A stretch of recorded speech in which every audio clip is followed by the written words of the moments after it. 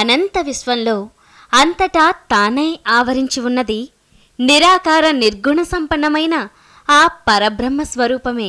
మహాయోగులకు దివ్య తేజోమయ మండల రాశిగా, అవధూతలకు సిద్ధపురుషులకు తమ తమ ధ్యానంలో దేవి దేవతల రూపంతో, భక్తులకు అభయహస్త ప్రదాతలుగా, ఆరాధ్య దైవాలుగా దర్శనమిస్తున్నది పరమాత్మ అని కూడా పిలువబడే ఆ పరబ్రహ్మ స్వరూపమే. కానీ సామాన్యులకు ఇలాంటి దైవ దర్శనాలు కానీ, లేదా కనీసం దైవ స్వరూపాన్ని కూడా ఊహించుకోవటం దుర్లభంగా ఉండేది. ఇది ఒకప్పటి మాట. ఇలాంటి స్థితిలో మొట్టమొదటిగా సామాన్య ప్రజలకు దైవ స్వరూపాన్ని దర్శింపచేసిన దైవాంశ కళ చిత్రకళ. దైవానికి రూపాన్ని ఇచ్చినవాడు చిత్రకారుడే. దేవీ దేవతల ఆకృతులను ఊహించి ఆయా చిత్రాల రూపకల్పనకు శ్రీకారం చుట్టిన అనాది చిత్రకారునికి యావత్ మానవ జాతి అవశ్యంగా రుణపడి ఉంటుంది. ఇలాంటి అద్భుతమైన కళను వంశ పరంపర వృత్తిగా స్వీకరించింది ఓ కుటుంబం. ఈ కుటుంబంలోని వారే కళాశ్రీ కేశవులు. చందమామ మరెన్నో సుప్రసిద్ధ మాసపత్రికలలో కేశవన్ అనే కలం పేరుతో చిరకాలం పనిచేసి ఎంతో ప్రఖ్యాతి పొందిన ప్రముఖ చిత్రకారుడు కేశవులు. తనకు వచ్చిన జాతీయ అవార్డు కళాశ్రీ ఇంటి పేరుగా మారి కళాశ్రీ కేశవ్గా సుప్రసిద్ధులయ్యారు. తెలుగు చిత్రకళ ఆణిముత్యం కళాశ్రీ కేశవన్. పుట్టింది చిత్తూరు.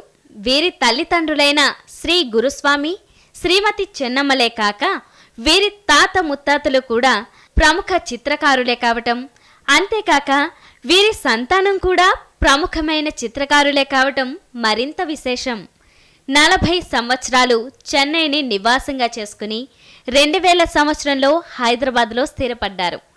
హైదరాబాద్ అమీర్పేట్ పంజాగుట్ట కాలనీ క్రాస్ రోడ్స్లో కళాశ్రీ అనే పేరుతో వెలిసిన కళా నిలయం అరుదైన కళాఖండాలకు, అద్భుత తంజావూరు తైలవర్ణ చిత్రాలకు నెలవై ఆధ్యాత్మిక లోకంగా అలరారుతున్నది. కళాశ్రీ కళా నిలయం నుండి తరలిన ఆరుదైన దేవీదేవత విగ్రహమూర్తులు, స్వర్ణ ఆభరణాలు, నవరత్నాలను పొదిగిన తంజావూరు తైలవర్ణ చిత్రాలు నేడు తెలుగు నేల అంతటా దేవాలయాలలోనూ మరెందరో గృహాలలోనూ కొలువు తీరి ఉన్నాయి. ఇలాంటివి గుడిలోనూ గృహంలోనూ ఉండటం ఎంతో శుభప్రదం.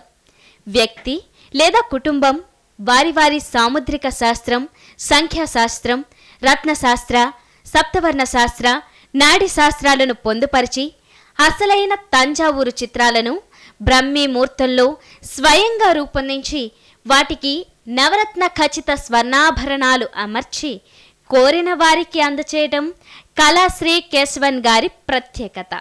చిన్ననాటి నుండి తంజావూరు తైలవర్ణ చిత్రకళలను ఉచ్ఛ్వాస నిశ్వాస చేసుకుని సుప్రసిద్ధ కళాకారుడిగా రాణిస్తూ తంజావూరు తైలవర్ణ చిత్రకళను విశ్వవ్యాపితం చేస్తూ ఎన్నో సన్మానాలు, సత్కారాలు అందుకున్న అతి విశిష్ట చిత్ర కళాకారుడు కళాశ్రీ కేశవన్. త్రికళా జ్ఞానంలోనికి ఆహ్వానం.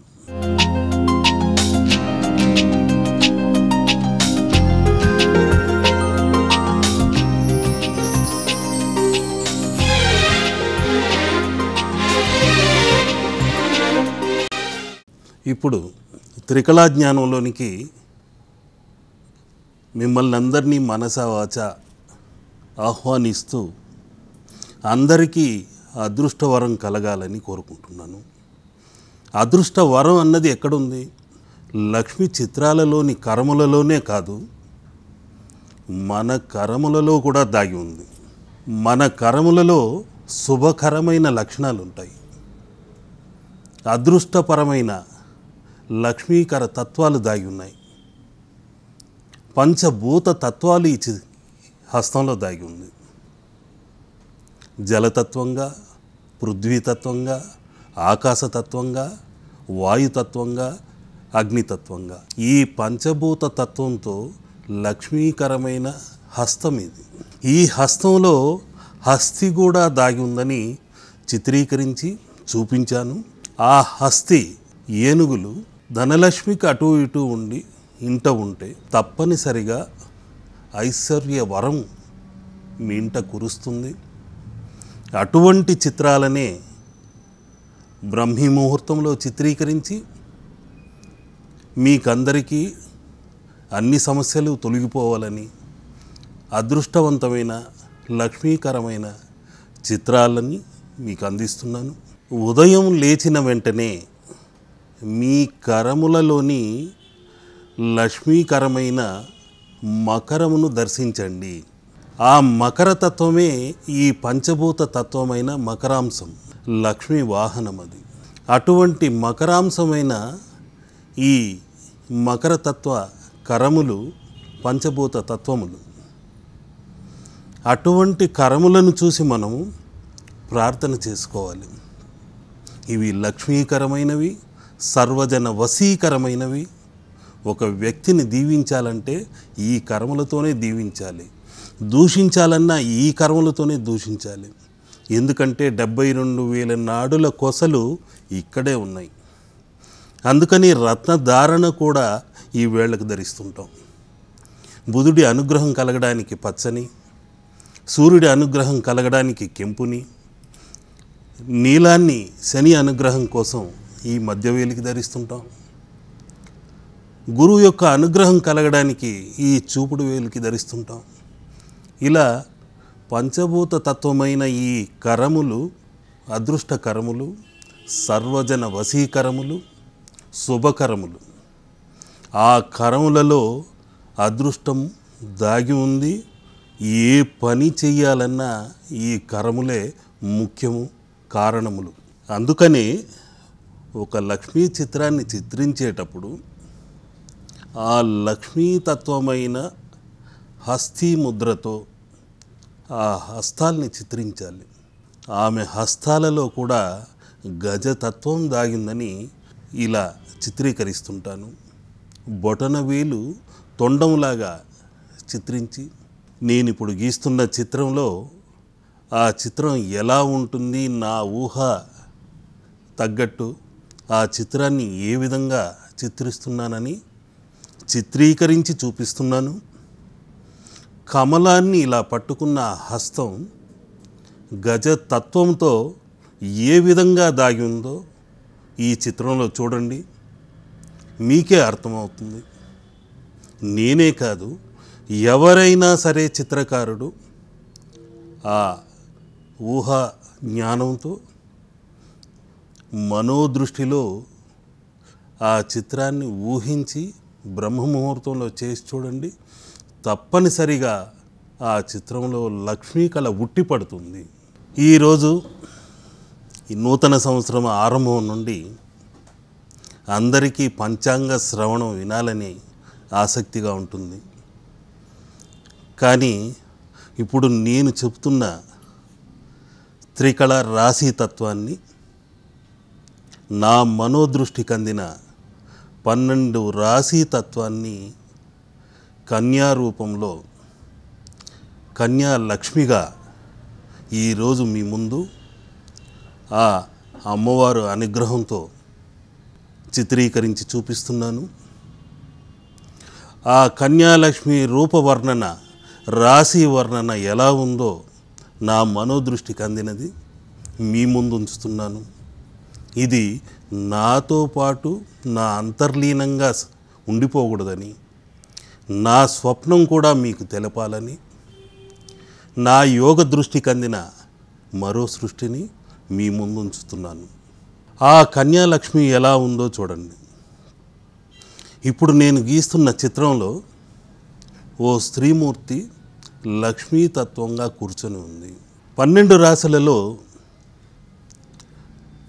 ఏకమై కన్యాలక్ష్మి ఈ చిత్రంలో చూపించినట్టుగా కూర్చొని 12 రాశుల దళములలో లక్ష్మీ కటాక్షంతో సాక్షాత్కరిస్తుంది.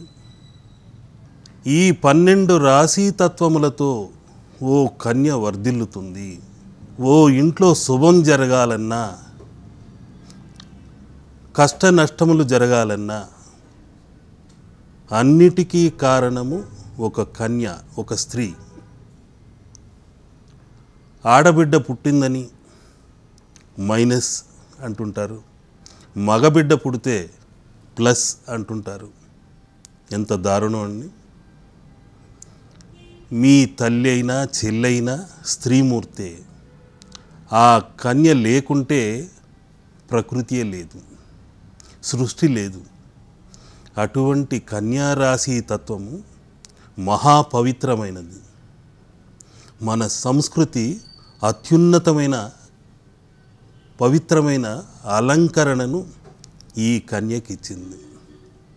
మగవారి కంటే స్త్రీని లక్ష్మిగా భావించి ఆభరణాలతో నవగ్రహ అనుగ్రహాలు కలిగిన నవరత్న ఖచ్చితంగా అలంకరించేవారు, అమ్మవారుగా పూజించేవారు. ఒక స్త్రీ ఆదిశక్తి. ఆ స్త్రీని ఎవరైనా కించపరిచి, బలాత్కరించి, అవమానపరిచి, దుఃఖపరిస్తే తప్పనిసరిగా ఆ స్త్రీ శాపం వెంటాడుతూనే ఉంటుంది.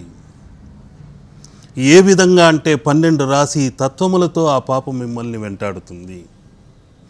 ఏ పురుషుడైనా గుర్తించుకోవాల్సింది స్త్రీని ఆదిశక్తిగానే.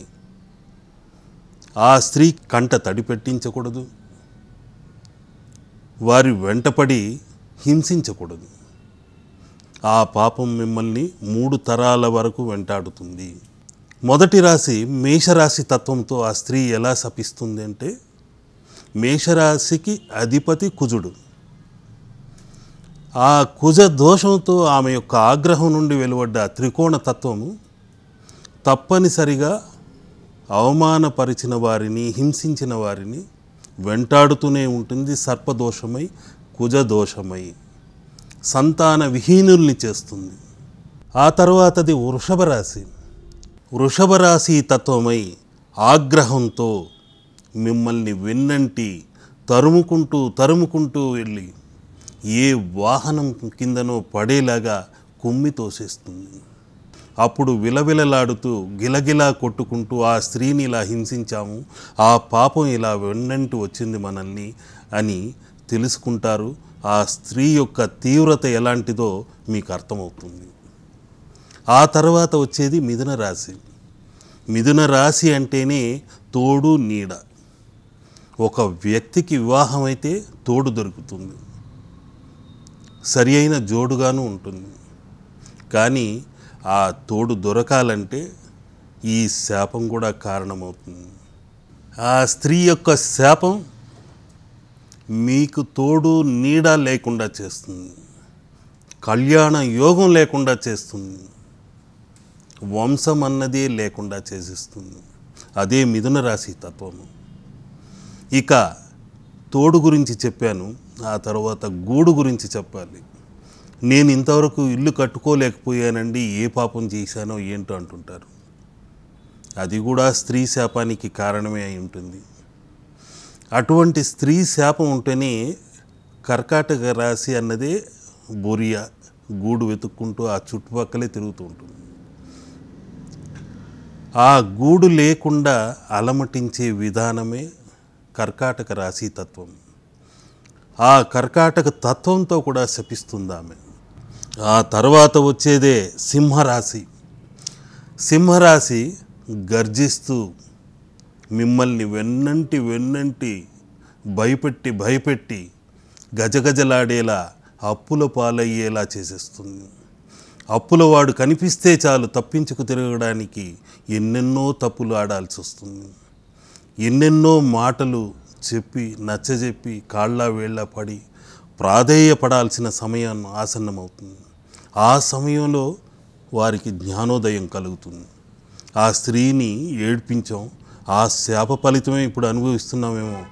అందుకనే లక్ష్మీతత్వమైన ఆ కన్యాతత్వమైన ధనం మన చేత నిలవలేదేమో అని మీరు విలపించే సమయం వస్తుంది. సింహరాశి తర్వాత వచ్చేదే కన్యారాశి. కన్యారాశి తత్వమే ముఖ్యమైనది. ఒక కన్యను దానం చేయటం అనేది ప్రపంచంలో చాలా పవిత్రమైనది. కన్యను దానంగా పుచ్చుకోవటం ఇంకా పవిత్రమైనది. ఒక కన్య, ఒక లక్ష్మిని మీరు దానంగా ఇస్తున్నారు. మహోన్నతమైన దానం అది. ప్రపంచంలో ఎవ్వరూ చేయలేనటువంటి దానం అది. అటువంటి స్త్రీమూర్తిని దానం చేయటం అందరికీ సాధ్యమయ్యే పని కాదు. అయ్యా నాకు పిల్లలు లేకుండా ఉన్నారు అని విలపించేవారైతే ఇంకొందరు అందరూ ఆడపిల్లలే అని బాధపడేవారు ఉన్నారు. అది తప్పు కాదు, మీరు అదృష్టవంతులు. లక్ష్మీదేవుల్ని కన్నారు. అటువంటి లక్ష్మీదేవిని కన్యాదానం చేసే భాగ్యం మీకు దొరికింది. ఆ భాగ్యానికి మీరు పొంగిపోవాలి కానీ కృంగిపోకూడదు. సమస్యలు అది అబ్బాయి మూలంగా రావచ్చు, అమ్మాయి మూలంగానైనా రావచ్చు. అంతేకాని మీ కర్మ ఫలితం ఎలా ఉంటే అలాగే ఉంటుంది. ఈ రోజులలో స్త్రీ అయినా మగ అయినా ఒకటే. కాబట్టి కన్యాదానం చేసే భాగ్యం మనకు కలిగిందని కాలరెగరేసుకుంటూ మీరు తిరగండి. తప్పకుండా మీకు లక్ష్మీ కటాక్షం కలుగుతుంది. కన్యారాశి తర్వాత వచ్చేదే తులారాశి. తులాతత్వంతో పాపపుణ్యాలను బేరీజు వేస్తూ ఆ స్త్రీ విలపించినప్పుడు ఎంత బాధపడిందో దానికి రెట్టింతల బాధ యముడు మీకు ప్రసాదిస్తాడు, శనీశ్వరుడు ప్రసాదిస్తాడు. ఈ అన్నదమ్ములిద్దరూ కర్మ ధర్మాల్ని నిర్వహిస్తూ తులాతత్వంతో ఉంటారు.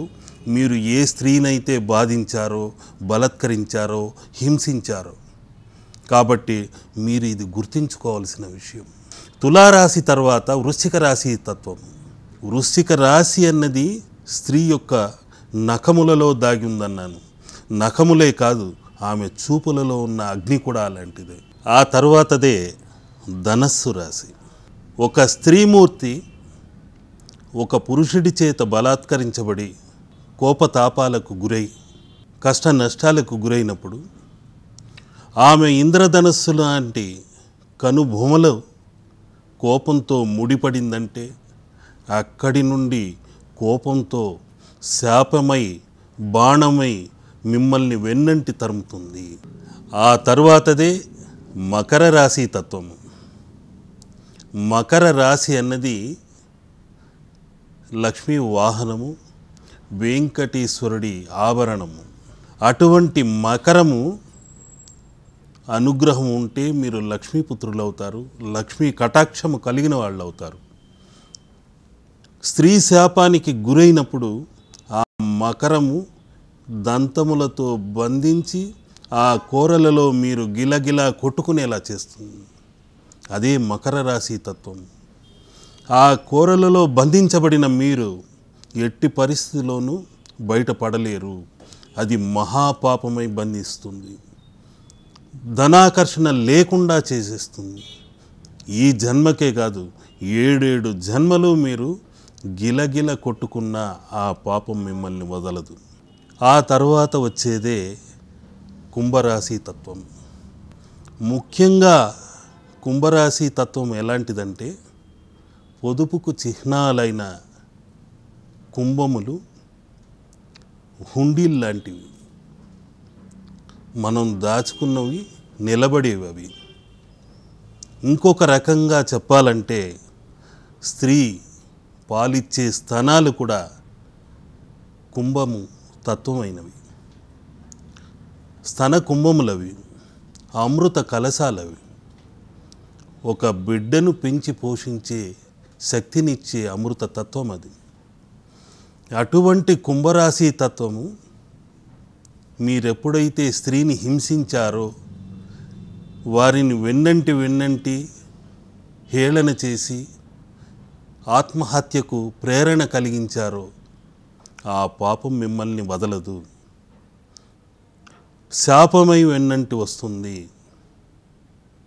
మీ పిల్లా పాపలకు కుంభరాశి తత్వమైన పాలు అన్నది దొరకకుండా చేసేస్తుంది, నేల పాలయ్యేలా చేస్తుంది. ఏది ముట్టుకున్నా మట్టి అయిపోతుంది. పట్టుకుంటే బంగారం అవ్వాల్సింది మట్టి అయింది ఏంటా అని బాధపడవలసిన రోజు రావచ్చు. ఓటి కుండలో మీరు నీరెంత పోసినా ఏం ప్రయోజనం? చిల్లు పడిన వెంటనే నీరు నిలవదు. కూడు కూడా వండుకోలేరు ఆ కుండలో. చిల్లు పడిన కుండలో ఏం చేయగలం? అదే పాపం. కుంభరాశి తర్వాత వచ్చేదే మీనరాశి. ఈ మీనరాశులకు సంబంధించి చెప్పాలంటే అద్భుతమైన తత్వం అది. స్త్రీ బాధపడి కళ్ళు ఎర్రబడితే, కళ్ళు నుండి కన్నీటి ధార కారితే, నన్ను అనవసరంగా వీడు వెన్నంటి హింసించాడు, యాసిడ్ పోసి నా శరీరాన్ని దగ్ధం చేశాడు, వీడు నాశనమైపోవాలి అని శపిస్తే తప్పనిసరిగా ఆ శాపం 7 జన్మలకు వెన్నంటి వస్తూనే ఉంటుంది. చేపల్ని నీటి నుండి తీసి ఒడ్డున వేస్తే గిలగిలా కొట్టుకుంటాయి, అవి ఎగిరెగిరి పడుతాయి, వాయువు అందక, జలం లేక. అదే పరిస్థితి తప్పనిసరిగా మీరు ఎదుర్కోవాల్సిన సమయం ఆసన్నమవుతుంది. మీరు వెక్కి వెక్కి ఏడ్చినా, ఎంత జ్ఞానోదయమయ్యి పరితపించినా ఫలితం లేదు. చేతులు కాలాక ఆకులు పట్టుకొని ప్రయోజనం లేదు. ఆ జ్ఞానం ముందే ఉండాలి. స్త్రీ అబల కాదు, సబల. ఈ కన్యారాశి తత్వంతో మీకు తెలుసుకోవాల్సిన విషయం అది. స్త్రీ ఆదిశక్తి. స్త్రీ ఒక తల్లి, ఒక చెల్లి. కన్యకు పరిపూర్ణమైన గౌరవం ఇవ్వండి. కన్యాదానం చేసే అర్హత మనకు కలిగినందుకు